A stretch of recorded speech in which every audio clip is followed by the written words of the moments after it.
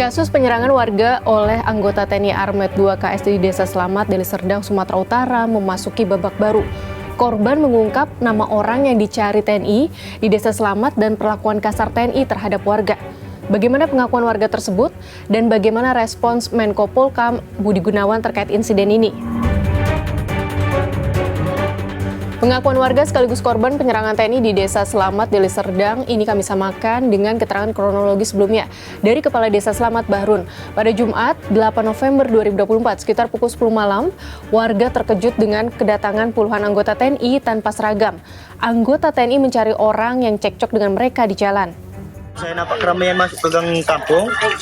Setelah itu saya lari ke rumah nenek. Rumah nenek kan. Di situ didobrak bang. Lalu ditanya, mana adik saya yang bernama Andre Ginting? Kata orang itu bang. Dari keterangan ini terdapat nama yang disebut yaitu Andre Ginting. Lalu kondisi makin mencekam. Warga sekaligus korban mengaku mendapat perlakuan kekerasan dari anggota TNI Armet 2 KS. Tindakan kekerasan ini pun membekas. Tampak jari tangannya memar dan luka di bagian kepala.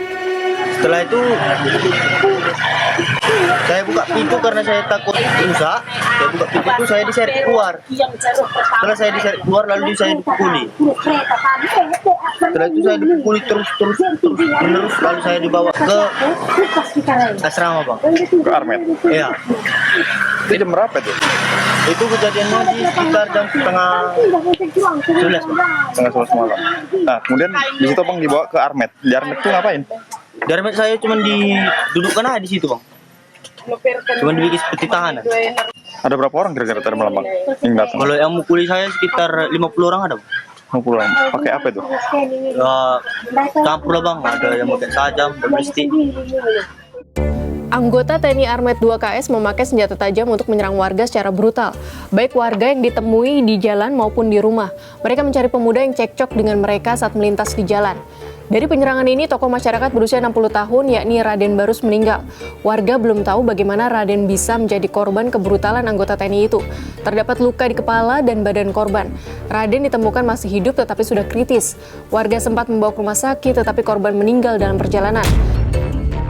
Pada Sabtu pagi, warga mengamuk setelah mengetahui Raden tewas. Setelah otopsi di Rumah Sakit Bayangkara Medan, warga membawa jenazah Raden ke depan markas Armet 2 sebagai protes terhadap tindakan keji puluhan anggota Armet 2 KS.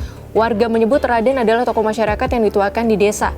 Raden tidak bersalah, tetapi menjadi korban serangan TNI. Adapun situasi Desa Selamat pada Minggu sudah lebih kondusif.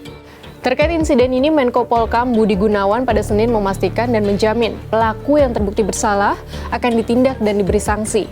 Prosesnya akan digelar secara transparan sehingga publik bisa mengawal dan mengikuti perkembangan kasusnya.